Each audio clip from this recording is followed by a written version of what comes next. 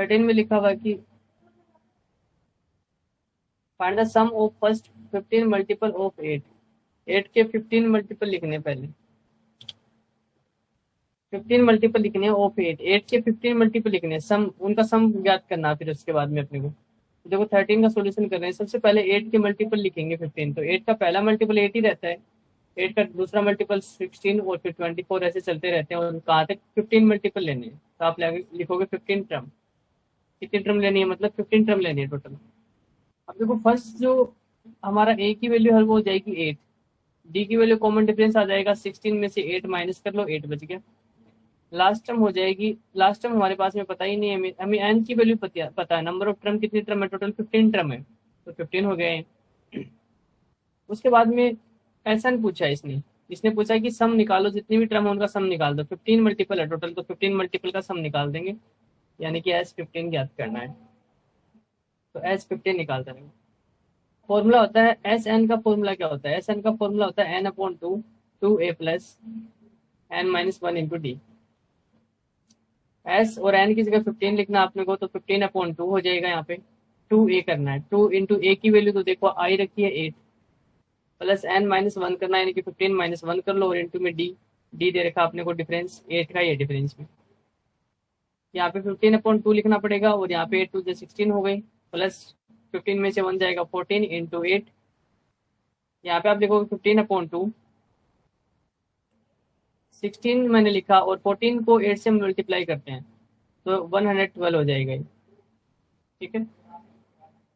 अब 112 में 16 ऐड कर दोगे तो 15 अपॉन में 2 और 16 इसमें ऐड करेंगे ना, तो ये हो जाएगा 8 और 2 और 128 बन गया। 128 को कैंसिल आउट करते हैं, देखो 128 को कैंसिल आउट करेंगे 2 से, तो ये हो जाएगा 2 6 12 हो जाएगा, 2 4 18 हो जाएगा, 2 6 12 हो जाएगा, 2 4 8 हो जाएगा। अब 64 को 15 से मल्टीप्लाई कर लेंगे, 64 को किससे करेंगे, 15 से मल्टीप्लाई कर लेंगे, तो देखो मल्टीप्लाई करते हैं, तो इसको करेंगे तो एक तरीके से 32 को हम 3 से मल्टीप्लाई कर ले, वो सेम ही आता है, 3 2 जा 6, 3 3 जा 9, 960 आ जाएगा, 960, मतलब इन दोनों को मल्टीप्लाई करेंगे ना, तो 960 हमारा आंसर आ जाएगा। तो ये इस 50 टर्म का टोटल सम हो जाएगा। समझ में आएगा, बताओ। अगला क्वेश्चन समझना, लिखा है कि find the sum of odd number between 0 to 50। 0 और 50 के बीच में ओड नंबर देखने। नंबर दो प्रकार के हैं भाई, दो टाइप के नंबर हैं, एक तो होते हैं ओड नंबर और एक होता है इवन नंबर। ओड नंबर और इवन नंबर, इवन नंबर वो होते हैं जो 2 के मल्टीपल होते हैं, मतलब जिसपे 2 का डिवाइड कर सकते हो आप, तो आप जैसे 2 4 6 8, ये इवन नंबर होते हैं। ओड नंबर इनके बीच के नंबर, यानी कि 1 3 5 7 9 फिर 11 फिर 13, ये सारे ओड नंबर होते हैं। तो इसने बोला कि 0 और 50 के बीच के ओड नंबर लिख लो और उनका सम फाइंड कर लो। तो देखो कर देते हैं उनका सम फाइंड अपन। 0 और 50 के बीच में देखो सबसे पहला ओड नंबर आता है, तो अकॉर्डिंग टू क्वेश्चन क्या लिख रहे हैं अपन, अकॉर्डिंग टू क्वेश्चन सबसे पहला एपी बनाते हैं। तो एपी जो बनेगी ना, वो देखो सबसे पहला जो टर्म आएगी इसमें 1 आएगी, क्योंकि ओड नंबर पहला वो ओड नंबर 1 ही होता है 0 और 50 के बीच में। उसके बाद में 3 आ जाएगा, उसके बाद में 5 आ जाएगा, फिर ये एपी बनती रहेगी। हमें पता है कि लास्ट का जो ओड नंबर आएगा वो 49 आएगा, 50 से छोटा होता है। उसके बाद में 51 आएगा, जो अपने को लेना नहीं है। अब इसमें अपन निकालना है, इनका सम फाइंड करना है। इन सभी का सम फाइंड करने के लिए सबसे पहले हमें पता होनी चाहिए कि कितने टर्म है, तो हम पहले टर्म काउंट करेंगे। काउंट नहीं करेंगे, हम फाइंड करेंगे टर्म को, यानी कि एन की वैल्यू फाइंड करेंगे सबसे पहले। तो एन की वैल्यू फाइंड करते हैं। देखो एन की वैल्यू फाइंड करने के लिए फॉर्मूला होता है ए एन वाला। ए एन होता है A plus N minus 1 into D. Last term 49 है, equals to A, first term हमारे पास में 1 है, एन माइनस 1 करना है, एन की वैल्यू तो है नहीं, तो एन माइनस 1, डी की वैल्यू है, डी की वैल्यू डिफरेंस कितने का, देखो 3 में से 1 जाएगा 2 बचेगा, 2 का डिफरेंस चल रहा है। माइनस 1 इधर लेके आएंगे तो प्लस का हो जाएगा, सॉरी प्लस 1 इधर लेके आएंगे तो माइनस का हो जाएगा। 49 में से माइनस 1 घट जाएगा, और यहाँ पे बचेगा n minus 2 n minus 1 into 2 है। यहाँ से बचेगा कितना 48, और इक्वल्स टू यहाँ पे कितना बचेगा एन माइनस 1 इंटू 2 है। अभी 2 मल्टीप्लाई का नंबर डिवाइड में भेजेंगे अपन, तो 48 के डिवाइड में चला जाएगा 2, और यहाँ से बचेगा एन माइनस 1। काटा तो 24, और यहाँ से एन माइनस 1। अब एन बराबर करेंगे तो माइनस का 1 इधर जाएगा, प्लस हो जाएगा, यानी कि 25। हमें ये पता चल गया कि टोटल टर्म है ना जो यहाँ से लेकर यहाँ तक लास्ट टर्म तक 25 टर्म है। 25 टर्म है तो हम 25 टर्म का सम निकाल देंगे।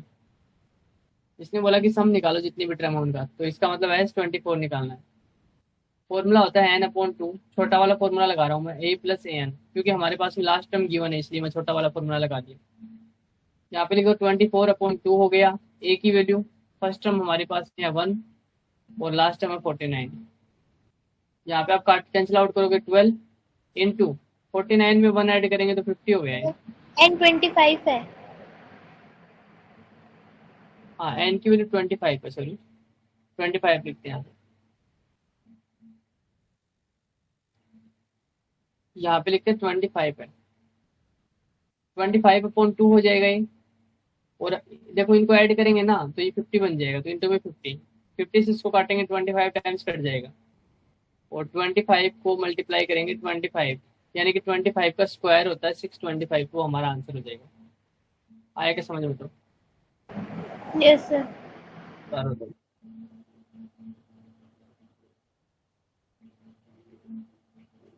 देखना क्वेश्चन में लिखा है कि एक contract on construction job specifies A penalty. एक पेनल्टी लगती है, मतलब कुछ से काम चल रहा है उसके ऊपर, जॉब के ऊपर पेनल्टी लगती है, किस हिसाब से लगती है? For delay of completion beyond a certain date of as follow. मतलब यदि कोई काम लेट करता है ना, डिले करता है काम को, तो उसके ऊपर पेनल्टी लग रही है उसमें।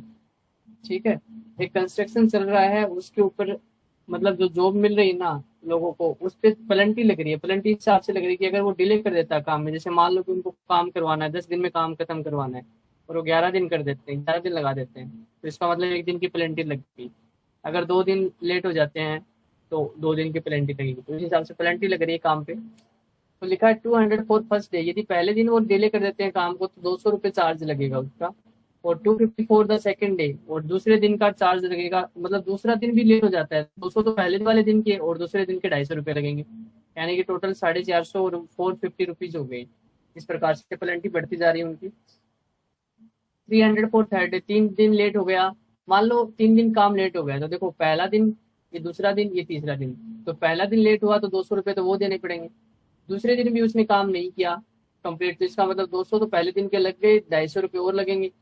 और तीसरे दिन भी मान लो काम नहीं कर पाया वो, तो 300 रुपये इसके भी। तो टोटल कितने हो गए? देखो इनको प्लस करके देखें तो 3 to 500 750 हो गए। ऐसे मतलब टोटल उसका बढ़ता जाएगा अगर वो लेट करता जाता है काम को। आगे क्या लिखा था? Penalty for succeeding days being 50 more than the preceding day. पिछले दिन से अगली बार 50 रुपये बढ़ जाती है। How money how much money the contractor has to pay as penalty. उस कंट्रेक्टर को कितना पेनल्टी के रूप में देना पड़ेगा if he has delayed the work by 30 days. यदि वो 30 दिन काम लेट कर देता है, 1 महीने लेट हो जाती है मान लो उसको काम करते करते, तो उसको कितनी पेनल्टी भरनी पड़ेगी? तो देखो करते हैं शुरू। अपन लिखेंगे अकॉर्डिंग टू क्वेश्चन। क्वेश्चन के अनुसार सबसे पहले हम एपी बना रहे हैं। अपन एपी बनाएंगे तो हमें पता है कि पहले दिन की पेनल्टी A1 लिखेंगे, सेकंड डे की A2 लिख देंगे, थर्ड दिन की A3 लिख देंगे। ऐसे करते करते उसके 30 दिन को लेट हो जाती है तो A30, 30वें दिन की पेनल्टी भी हम यहाँ पे। अब यहाँ पे देखो, आप खुद सोचो कि फर्स्ट वाले दिन पेनल्टी कितनी लग रही है? 200 रुपीज लग रही है। उसके बाद में 250 रुपये और बढ़ गए, यानी कि 250 रुपये लग गए। यदि तीसरे दिन भी लेट हो गया तो 300 रुपये लग गए। ऐसे चलते चलते यहाँ पे पेनल्टी उसकी बढ़ती जा रही है। लास्ट वाले टर्म हम नहीं बता सकते, वैसे सोल्व करने को तो हम 50-50 बढ़ा के एन 30 वाले टर्म भी बता सकते हैं, लेकिन अपन यहीं तक रखते हैं एक बार। क्वेश्चन में ये बोला गया कि 30 दिन का काम लेट हो जाएगा तो पेनल्टी के रूप में कितना हो जाएगा, यानी कि एस पैसे जुड़ते जाएंगे, 200 ये, 250 ये, 300 ये, सारे जुड़ते जाएंगे जुड़ते जाएंगे। और अगर जुड़ते जाएंगे तो इसका मतलब हमें एस एन का फॉर्मूला लगाना, सम का फॉर्मूला। टर्म की बात हुई नहीं, यहाँ पे जोड़ना है इन सभी को पैसों को। इसका मतलब S30 की बात हुई। S30 यानी कि 30 दिन अगर वो लेट हो रखा है तो 30 दिन का सम कितना हो जाएगा पेनल्टी लगते लगते? S30 याद कर लेंगे। फॉर्मूला होता है n/2, 2a plus n-1 into D. यहाँ पे n की वैल्यू 30 है, 30/2 लिखेंगे। 2a, a की वैल्यू 200 है, ये रही 200 लिखो, प्लस 30 -1 करेंगे तो 29 हो जाएगा, और इंटू में डिफरेंस आ जाएगा। यहाँ पे 50 का डिफरेंस चल रहा है, 50 डिफरेंस रह जाएगा। 2 से इसको कैंसिल आउट करेंगे 15 हो जाएगा। यहाँ पे 200 को 2 से करेंगे 400 और प्लस में 29 को करेंगे 50 से। देखो करते हैं, 9 5 जब 45 हो गई, कैरी 4 हो गई और 5 2 जब 10 और 4 14। ये 15 इंटू इन दोनों को ऐड कर लेंगे देखो, तो ये हो जाएगा 1850। ये हो जाएगा 1850 को मल्टीप्लाई कर लेंगे अपन 15 से। करते हैं देखो,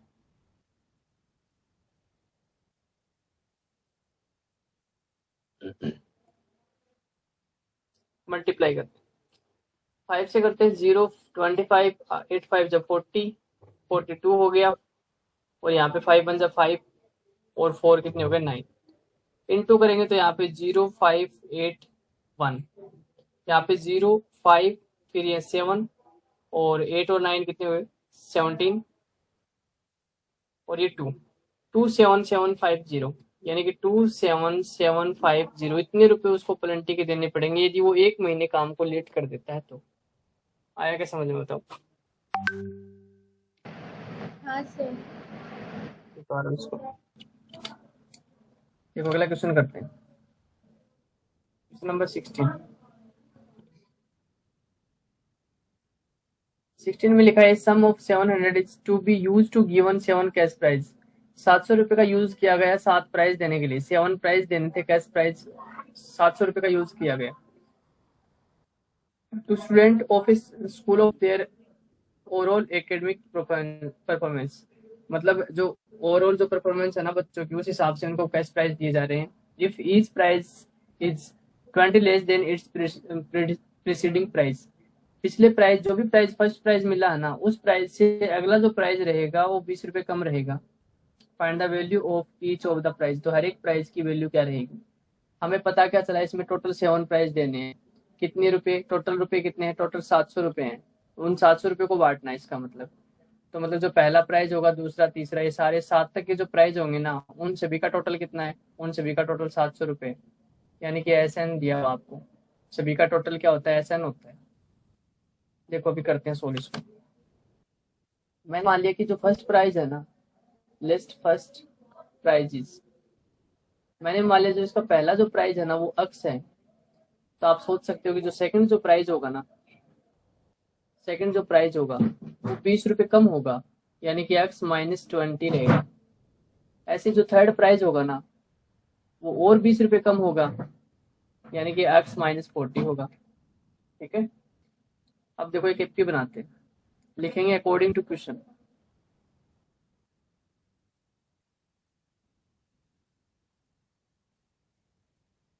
क्वेश्चन के हिसाब से एक एपी तैयार कर रहे हैं। एपी जो बनती है उसमें पहले फर्स्ट टर्म आती है, फिर सेकंड टर्म आती है, फिर थर्ड टर्म आती है, ऐसे चलती जाती है। लास्ट में कौन सी टर्म आएगी, 7th टर्म आएगी, क्योंकि इसने बताया था कि टोटल प्राइस हमारी 7 ही तो प्राइस है। इसका मतलब लास्ट की जो प्राइस है वो A7 मानी जाएगी। फर्स्ट जो प्राइस है उसको हमने x मान रखा है, सेकंड प्राइस को हमने x -20 माना जाएगा, क्योंकि अगला प्राइस 20 रुपए कम रहेगा, इसने बोल दिया पहले। उससे अगला प्राइस x -40 माना जाएगा। तीसरा हो गया। चौथा निकालेंगे तो x -60, पांचवा निकालेंगे तो x -80 और छठा निकालेंगे तो x -100 और सातवां निकालेंगे तो x -120 बनेगा। तो मैं सीधा सातवां प्राइस दिख रहा हूँ, x -120 बनेगा। एक बार यहाँ तक समझ में आएगा, बताओ। ठीक है, 100 कर दिया करो, सही है। अब देखो आगे करते हैं तो इसको, ए की वैल्यू कोई आपको पूछे तो आप बताओगे सर ए की वैल्यू ये रही x। डी की वैल्यू आपको पूछे तो डिफरेंस 20 का डिफरेंस चल रहा है हर जगह, 20 रुपए कम हो रहे हैं, मतलब 20 कम हो रहे हैं, तो डी की वैल्यू लिख सकते हैं। लेकिन अपने को डी की वैल्यू की जरूरत ही नहीं पड़ेगी। क्यों नहीं पड़ेगी, देखो यहाँ पे मैं एक फॉर्मूला लगा रहा हूँ SN का, जिसमें डी की जरूरत ही नहीं पड़ती। फॉर्मूला होता है n/2, अब a + an। तो यहाँ पे SN की वैल्यू अपने को दे रखी है कि 700 टोटल रुपए थे वो। n की वैल्यू भी हमें पता है कि टोटल 7 प्राइस हैं, तो n की वैल्यू 7 होगी, 7/2। फर्स्ट टर्म हमारे पास में x है और प्लस लास्ट टर्म हमारे पास में x -120 है, x -120 है। यहाँ पे 7/2 जब इस साइड जाएगा तो रेसिप्रोकल हो जाएगा, यानी कि 700 × 2/7 लिखते हैं अपन। यहाँ पे देखो x और x ऐड होके 2x बन जाएगा, 2x माइनस 120, इसको काटो, 100 बार कट गया है, तो ये कितना आ जाएगा, 100 को 2 से करेंगे तो 200, 200 इक्वल्स टू 2x माइनस 120। अब ये माइनस का 120 इधर लेके आएंगे तो 200 में 120 ऐड हो जाएंगे, यानी कि यहाँ पे 2x आई, तो ये बन जाएगा 320 बन जाएगा, और इक्वल्स टू 2x है। x इक्वल टू करेंगे तो 2 डिवाइड में चला जाएगा, 320 के भाग में 2 जाएगा, 160, 160, यानी कि जो पहला प्राइज रहेगा जिसको हमने x माना था वो 160 रुपये का रहेगा।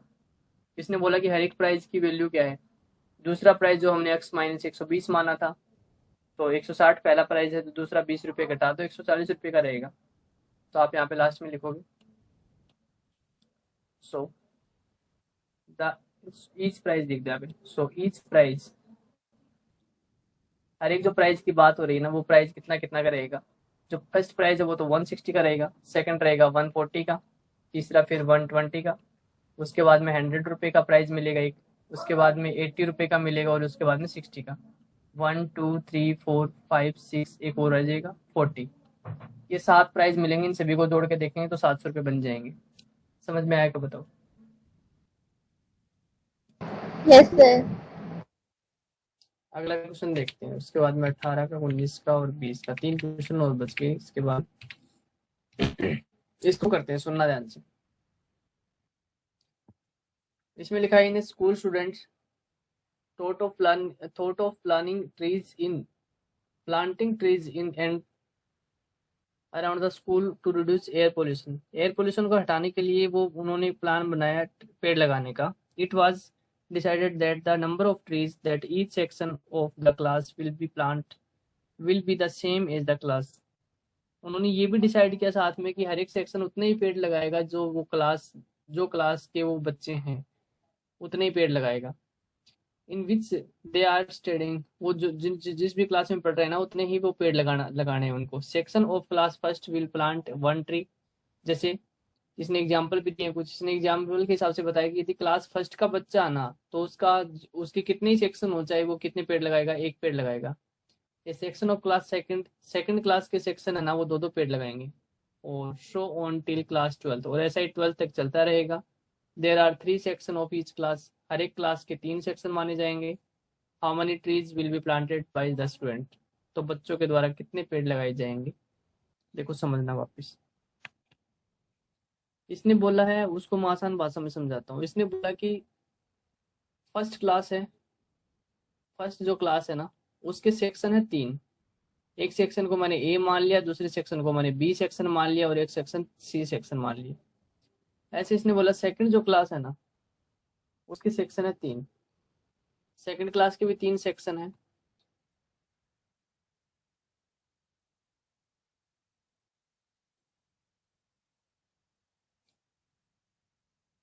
सेकंड जो क्लास है ना उसके भी 3 सेक्शन है, उसको भी मैंने एक सेक्शन ए मान लिया, एक सेक्शन बी और एक सेक्शन सी। ए सेक्शन है, ये बी सेक्शन है, सी सेक्शन है।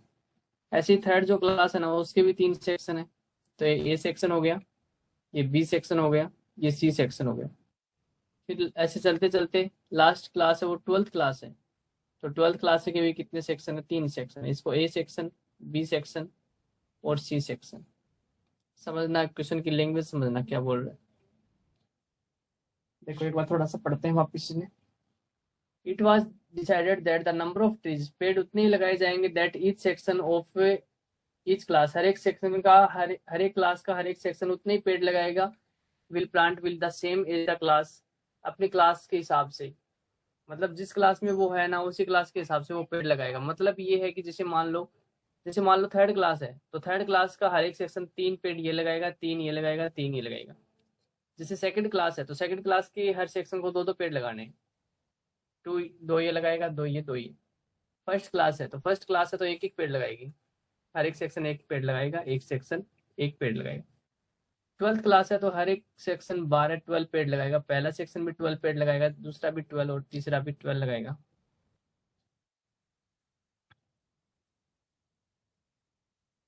एक बार यहाँ तक समझ में आया क्या बताओ। Yes sir.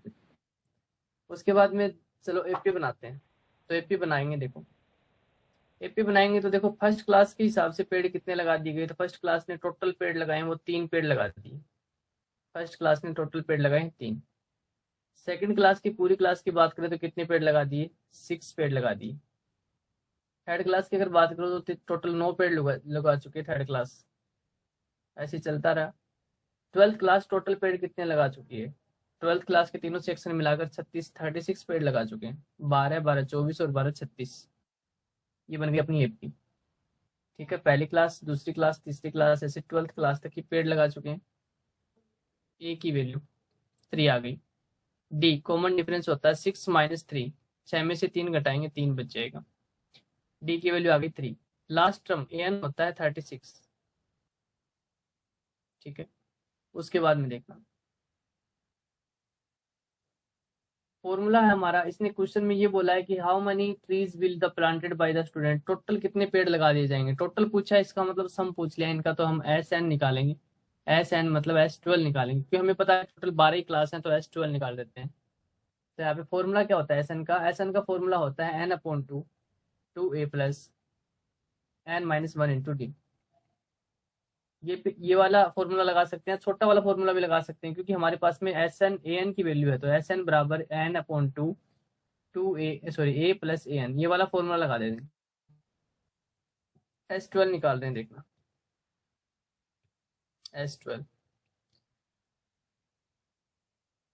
S12 निकालेंगे तो फॉर्मूला है 12/2 और a प्लस ए एन। ए की वैल्यू फर्स्ट टर्म कितनी है 3 और ए एन लास्ट टर्म है 36, तो प्लस 3 + 36, ये हो जाएगा 6 टाइम्स कट जाएगा ये, और इंटू में 36 को 3 से ऐड करेंगे तो 39। 39 को अब मल्टीप्लाई करते हैं, 6 24 240 में से 6 घटा देते हैं तो 234 बच जाएगा। तो 234 इतने पेड़ टोटल लगाए जाएंगे। समझ में आया क्या, बताओ। ओके, उतारो तो इसको। लिखा है spiral is made up of successive semi circle. Spiral जो इसे बनाया गया है कि जिसमें सेमी सर्कल है। सेमी सर्कल का मतलब सर्कल तो ये होता है पूरा होता है जो, अगर इसको आधा कर दिया जाए तो वो सेमी सर्कल बनता है ऐसे। ये सेमी सर्कल है, इसको बोलेंगे सेमी सर्कल। तो इसने बोला कि सेमी सर्कल बनाए गए हैं बहुत सारे। सक्सेसिव का मतलब जो बढ़ते हुए क्रम में है, बड़े होते जा रहे हैं मतलब। with center alternately at A to B starting with the center 8 of radius 0.05 1.0 1.5, मतलब उसकी जो रेडियस है ना वो बढ़ती जा रही है हर बार। जैसे आपने ध्यान से देखा तो यहाँ पे ये जो सर्कल बन रहा है ना, इसकी रेडियस है सबसे पहले 0.5 इसने बताई। उसके बाद में दूसरा जब राउंड हुआ तो ये सर्कल बड़ा हो गया, देखो यहाँ से लेकर इतनी हो गई रेडियस। अभी इसकी रेडियस इसने बताई 1 हो गई। फिर तीसरी बार जो सर्कल बना वो और भी बड़ा बन गया, तो इसकी रेडियस देखो यहाँ से लेकर यहाँ तक की बन गई, इतनी बड़ी हो गई रेडियस, तो मतलब 1.5 की हो गई। तो इसकी रेडियस हर बार सर्कल की बढ़ती जा रही है, आप ध्यान दिया। As shown in the figure 5.4 में दे रखा है, what is the total length of such a spiral made up the 13 conjugative semi circle. इसने बोला कि 13 टोटल 13 बनाए जा रहे हैं, सर्कल बनाए जा रहे हैं, सेमी सर्कल बनाए जा रहे हैं। 13 सेमी सर्कल है, तो पहला सेमी सर्कल ये छोटा वाला, फिर ये दूसरा बन गया, फिर ये तीसरा बन गया, फिर चौथा बन गया, 4 तो दिख ही रहे हैं, फिर ये पांचवा बन जाएगा, ऐसे छठा बन जाएगा, ऐसे 13 बनाए गए 13 सेमी सर्कल। इसका मतलब हमें एन की वैल्यू तो पता चल गई कि टोटल 13 है। पूछा गया कि इसका सम क्या रहेगा, मतलब लेंथ की जो लेंथ है ना, टोटल लेंथ कितनी रहेगी इस वायर की। तो जो ये वायर जो चल रहा है, देखो ये वायर ही तो है, इस वायर की टोटल लेंथ पूछिए कि अगर 13 सर्कल में घुमा दिया जाए इसको तो टोटल लेंथ कितनी हो जाती है। हम बता सकते हैं, देखो कितनी हो जाती है। पता ऐसे करेंगे क्योंकि हमें जो एपी चाहिएगी ना, अब एपी बनाएंगे अपन, तो जो एपी बनाएंगे वो लेंथ में ही बनानी पड़ेगी, क्योंकि सेमी सर्किल की लेंथ की बात हो रही है, मतलब इसकी लेंथ में ही अपने को एपी बनानी पड़ेगी। अगर आप सोच रहे हो कि ये एपी है 0.5 1.0 1.5, तो ये एपी नहीं है, क्योंकि रेडियस दे रखी है। अपने को जो एपी बनानी है वो रेडियस में नहीं बनानी, क्योंकि अपने को रेडियस से मतलब थोड़ी रेडियस की लंबाई थोड़ी निकालनी है अपने को लेंथ निकालनी वायर की। तो वायर की लेंथ निकालनी, तो वायर यहाँ से घूम रहा है, देखो ये घूम रहा वायर, इसका रेडियस से कोई मकसद नहीं, ये घूम रहा वायर। तो हम वायर की लेंथ निकालें तो लेंथ में ही एपी बनाएंगे। अब सुनना, मैंने मान लिया कि पहला वाला सेमी सर्कल ये है जिसको आई ये लिख रखा है ना, आई फर्स्ट लिख रखा है। तो इसकी लेंथ मान ली, इसको मैंने लेंथ, इसकी लेंथ ये निकालेंगे। आप कुछ सोचो कि जो पूरा सर्कल होता है ना, उसकी जो सर्कमफ्रेंस होती है, मतलब सर्कमफ्रेंस मतलब यहाँ से लेकर यहाँ तक की पूरे वायर की अगर आपको लेंथ निकालनी पड़ जाए तो फॉर्मूला आप लगाते हो 2πr।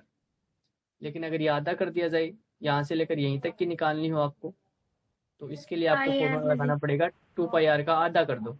2 से 2 कट जाएगा, बचेगा कितना, πr। इसका मतलब πr के फॉर्मूले से आप निकाल सकते हो इसकी लेंथ। निकालते हैं, देखो πr के फॉर्मूले से इसकी लेंथ निकाल देंगे। तो ये πr के फॉर्मूले से इसकी लेंथ निकालेंगे तो आप खुद सोचो कि इसकी रेडियस कितनी थी। इसकी रेडियस थी 0.5 थी रेडियस इसकी। तो मैं क्या कर रहा हूँ, मैंने मान लिया कि जो फर्स्ट वाला जो सर्कल है ना उसकी लेंथ निकाल रहा हूँ मैं, तो लेंथ ऑफ L1 बोल देता हूँ मैं इसको।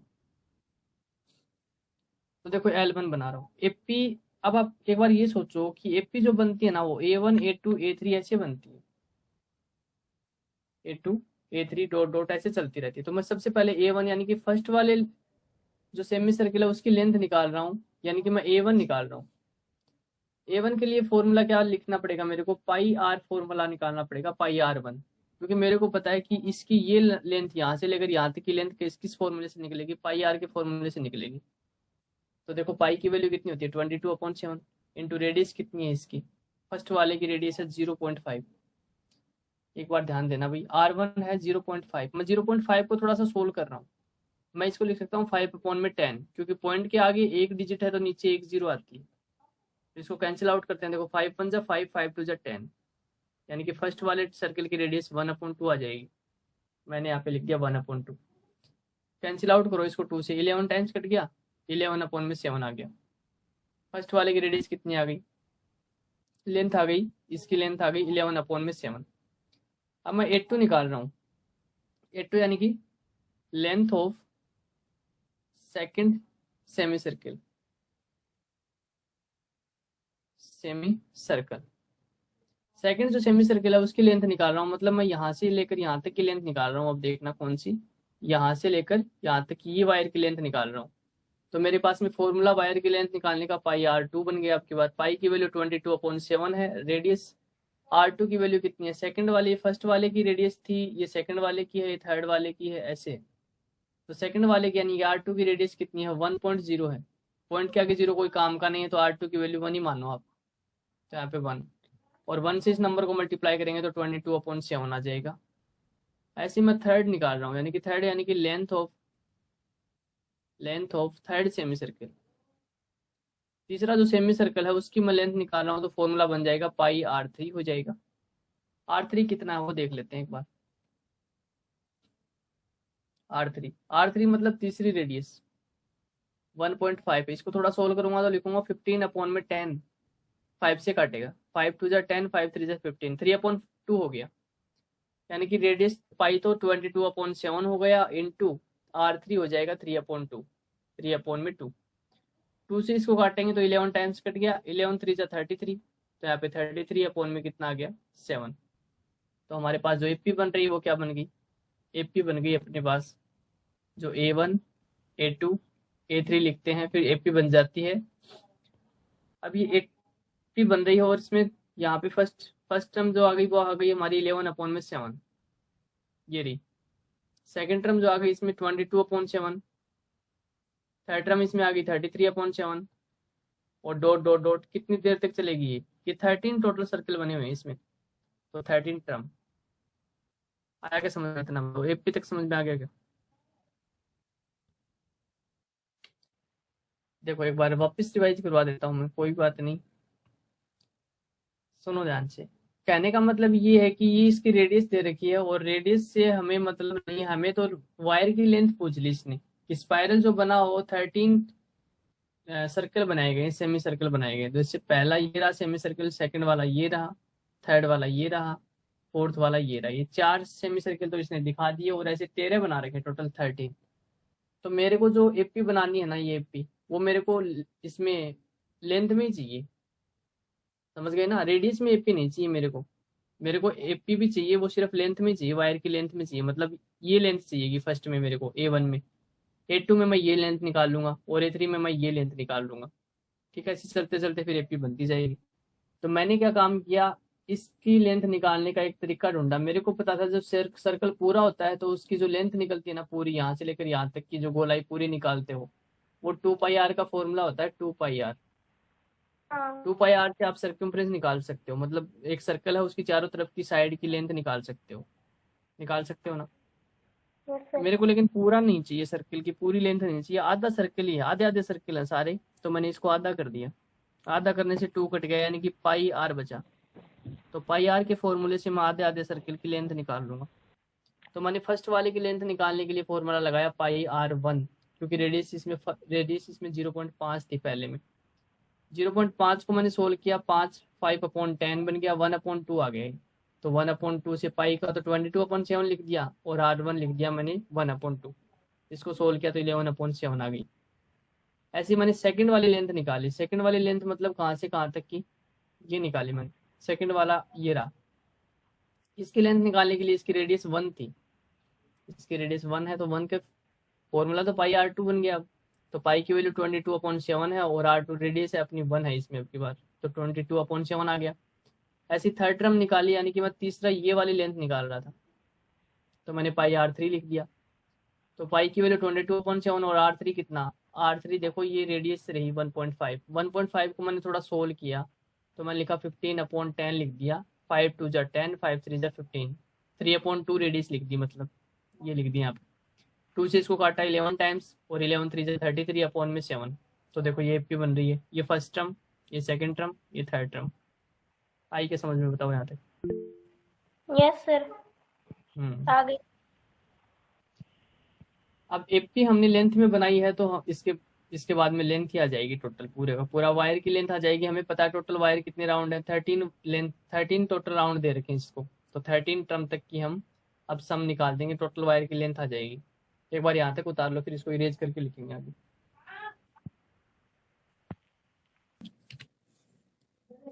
इसको मैं इरेज कर रहा हूँ, आगे करेंगे। अपनी एपी याद रखना, 11/7 है, 22/7, 33/7, और 13 टर्म तक का सम निकालना है। देखो 11/7 है, 22/7 है, और 33/7 है, और ये जो एपी चल रही है वो 13 टोटल स्पाइरल बनाए गए हैं ये, ठीक है, सेमी सर्कल बनाए गए 13 टर्म तक। इसका मतलब हमें सम फाइंड करना पड़ेगा, तो टोटल वायर की लेंथ आ जाएगी, ठीक है। निकालते हैं, देखो S13 निकालते हैं। S13 का फॉर्मूला हो जाएगा 13/2, 2a की वैल्यू 11/7 है, प्लस n-1, n-1 मतलब 13 - 1 जो 12 बन जाता है, इंटू डी कितना, यहाँ से माइनस चेक करो, देखो 11/7 बचेगा, 22/7 में से माइनस करेंगे 11/7 को, तो 11/7 बच जाएगा। तो यहाँ से मैंने 11/7 लिख दिया, ठीक है। अब देखो 13/2, 11 को 2 से करेंगे 22/7 बन गया, प्लस अब 12 को 11 से करेंगे तो 12 1 = 12 हो गया, 12 1 = 12 और 13/7। यहाँ पे करेंगे तो 13/2 बन जाएगा, और इनका एलसीएम लेंगे ना, एलसीएम 7 आ जाएगा। 7 एलसीएम लेंगे तो 22 में ऐड करेंगे, 132 को ऐड कर लेंगे। यहाँ पे 13/2, और 132 में 22 ऐड करेंगे तो 152 बन गई, और अपॉन में 7। कैंसिल आउट करते हैं इसको, 2 से काटेंगे, 2 7 = 14, 2 6 = 12। 7 से कट नहीं रहा तो इसको मल्टीप्लाई करना पड़ेगा, तो 13 को 76 से मल्टीप्लाई करते हैं। देखो 13 6 = 78, कैरी आ गई 7। 13 7 = 91 होता है, 91 में हमने ऐड किया 7 और ऐड किया तो ये हो गया 98। तो 988 हो गया, ये हमारी सम, और अपॉन में कितना 7 है, ये देखो अपॉन में 7 था।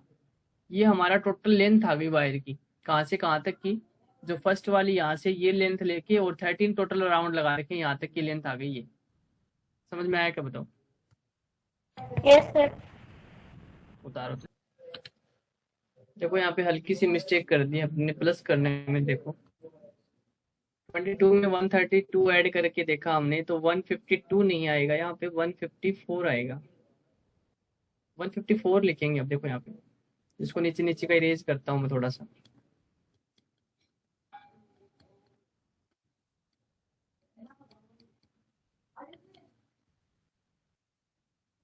ये हो गया 13 अपॉन में 2 और इन 2 यहाँ पे इन दोनों को ऐड करेंगे तो 154 हो गया ये, और अपॉन में 7।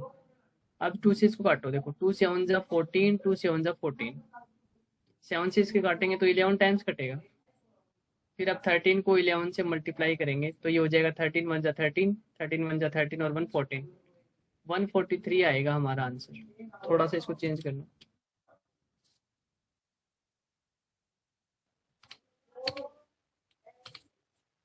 ये वाला क्वेश्चन समझना भाई। लिखा 200 लोग are stacked in the following manners. इस हिसाब से इस मैनर में ये 200 लोग्स मतलब लकड़ियां हैं ये। तो ये लकड़ियां जचाई गई हैं, इसने व्यवस्थित करी हैं। आगे लिखा 20 लोग्स इन बॉटम रो। सबसे फर्स्ट वाली जो है ना इसमें 20 रो है, 1 2 3 ऐसे काउंट करोगे ना तो यहाँ तक 20 बन रही टोटल। आगे लिखा 19 इन नेक्स्ट रो, और अगली रो में 19 टोटल लोग्स रखे हुए हैं, और इस अगली में 18 लोग्स रखे हुए हैं। सबसे पहले में 20, फिर 90, फिर 18 ऐसे लोग्स रखे जा रहे हैं, ऊपर तक रखे हुए हैं। नेक्स्ट रो इट सोन, और ये ऊपर तक चलता रहा। In how many rows are 200 logs placed. तो कितनी रो बनेंगी ताकि वो 200 लकड़ियां हैं टोटल वो पूरी की पूरी आ जाएं, कितनी रो बन जाएंगी उसमें। ठीक है, how many logs are in the top row, और टॉप रो में कौन से टॉप रो में कितने लोग्स आएंगे ये पूछेंगे। देखो सुनो ध्यान से। इसका मतलब ये है कि जैसे फर्स्ट वाला हम एपी बनाएंगे, सबसे पहला काम तो हमारा यही रहेगा कि हम एपी ड्रॉ करेंगे।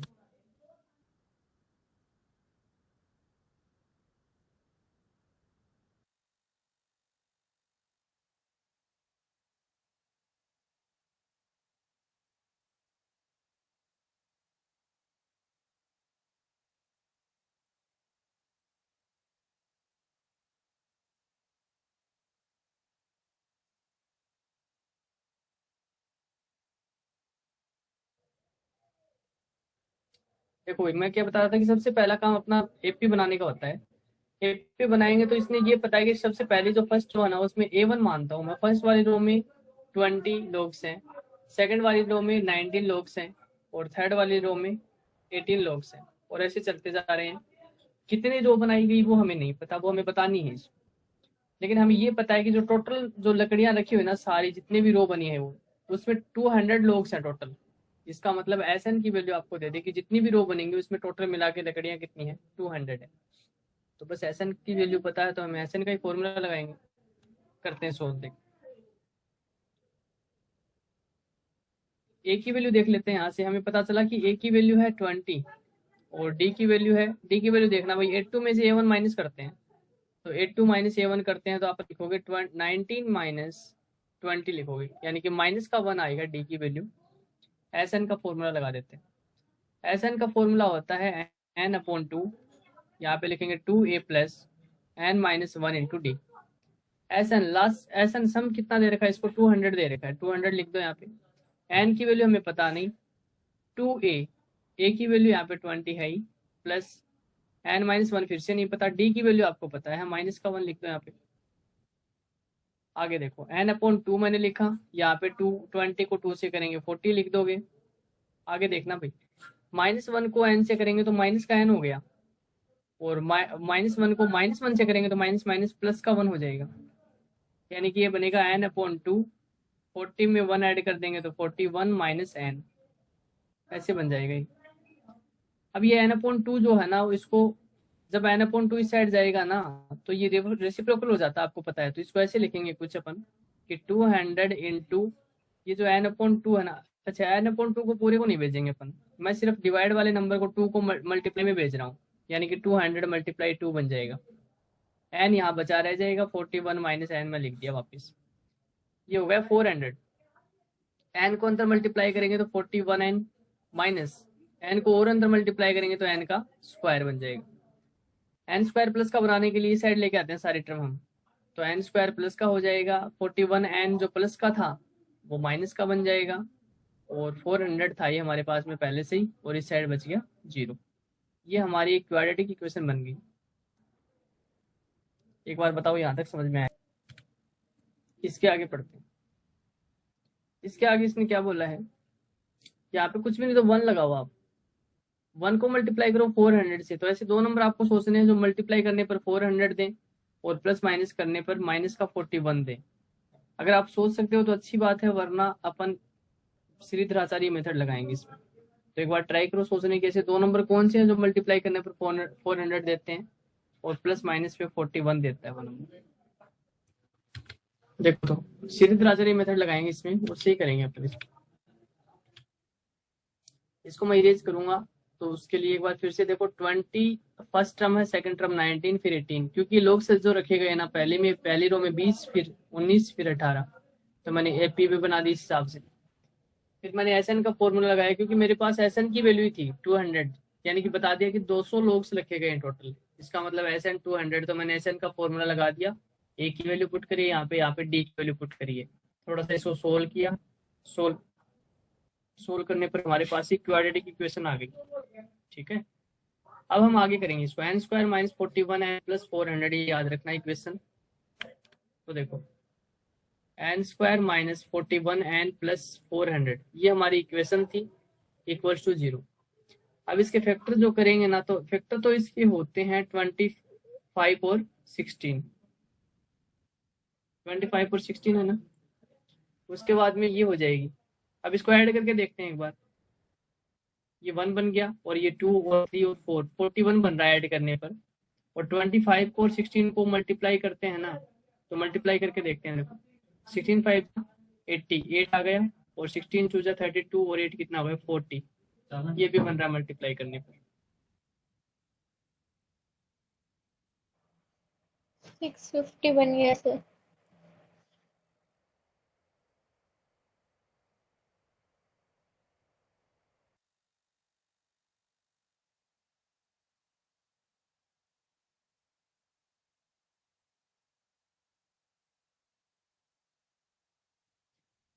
देखो भाई, यहाँ तक समझ में आ गया क्या?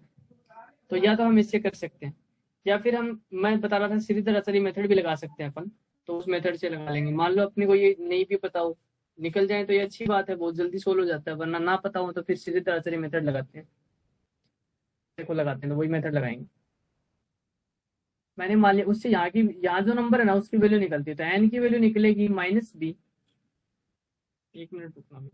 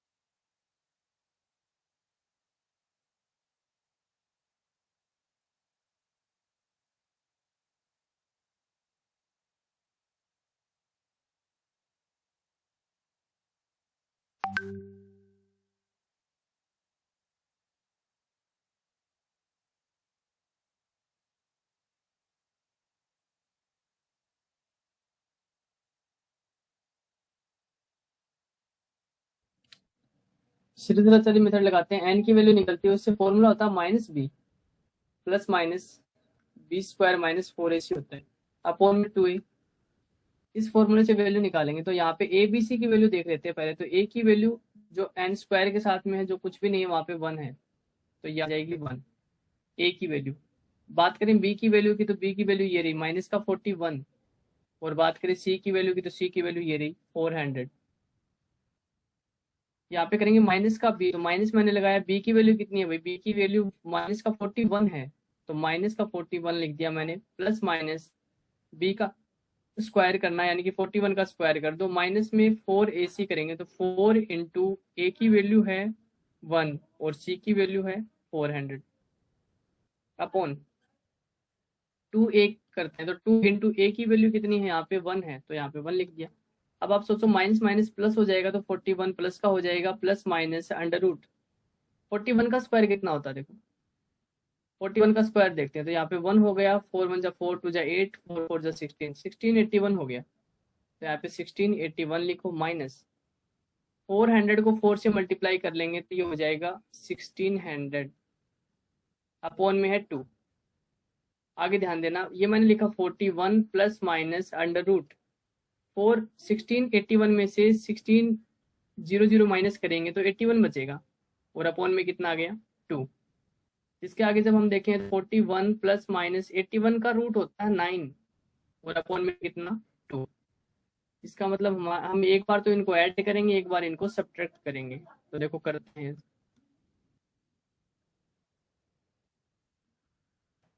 सर ये 41 माइनस का नहीं आएगा क्या? 41 माइनस का स्टार्टिंग वाला, नहीं, दूसरा वाला 41 का स्क्वायर कर रखा है यहाँ पे। ये वाला, हाँ ये हाँ माइनस का 41 आएगा, लेकिन प्लस हो जाएगा फिर, है ना। हाँ, जैसे कट देखो, जाएगा जब। हाँ आएगा तो माइनस का ही सही बोलिए सोनाक्षी, वैसे माइनस 41 का स्क्वायर, तो माइनस 41 इंटू माइनस 41 करेंगे तो माइनस से माइनस कट जाएगा, यानी प्लस आ जाएगा ही। और 41 को 41 से करेंगे तो 1681 आ ही जाएगा ही। देखो अब करते हैं आगे, इसको आगे सोल्व करते हैं अभी। देखो तो 41 प्लस माइनस 9 अपॉन 2 से हमें पता चला कि एक बार तो 41 प्लस 9 अपॉन 2 लेंगे, और एक बार इसको लिखेंगे 41 माइनस 9 अपॉन 2 लिखेंगे। यहाँ पे प्लस 9 करेंगे तो ये 50 अपॉन 2 बन गया, और 50 अपॉन 2 से हमारा आंसर आया कितना 25। यहाँ पे माइनस करेंगे ना, तो 1 माइनस कर दिया, और फिर 8 माइनस करेंगे तो 32, और 32 को डिवाइड, यानी कि 32 अपॉन 2 बचेगा, जिसका आंसर आएगा 16। तो एन की वैल्यू 2 आ गई, एक तो एन की वैल्यू 16 आ गई है, और एक एन की वैल्यू 25 आ गई है। यानी कि 25 रो हो सकती हैं या 16 रो हो सकती हैं। एन क्या है, नंबर ऑफ रो है, ठीक है। एन भाई एन क्या है, रो की संख्या ही तो है। ये पहली रो है उसमें 20 है, दूसरी रो में 19 थे, तीसरी रो में 18 थे, ऐसे चलते चलते इसने बोला कि कितनी रो बन जाएंगी, तो हमने देखा कि 25 रो बन जाएंगी। या तो 25 रो बनेंगी या 16 रो बनेंगी, लेकिन दोनों तो नहीं बन सकती ना, या तो 16 रो पे लकड़ियां खत्म हो जाएंगी, या 25 रो पे लकड़ियां खत्म हो रही है। अब इसमें से हमारा एक आंसर है, कौन सा वो आंसर हमें सोचना पड़ेगा, देखना पड़ेगा, सोल्व करके देखेंगे तब पता चलेगा। देखो कैसे,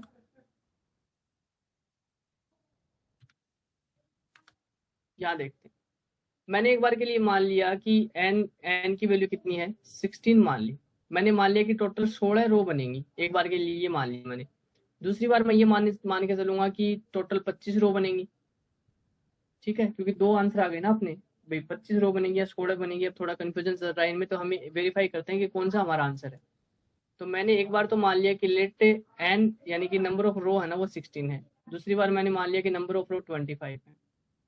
तो अगर 16 रो है तो मैं देखूंगा कि लास्ट की रो में कितनी लकड़ियां हैं, तो मैं A16 निकाल रहा हूँ, क्योंकि 16 जो रो है ना उसमें लकड़ियां देखेंगे तो A16 निकालनी पड़ेगी। तो A16 का फॉर्मूला होता है A+15D।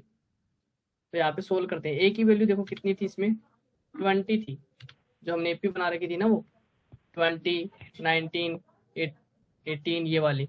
ए की वैल्यू 20 थी, प्लस 15 इंटू डी की वैल्यू -1 थी।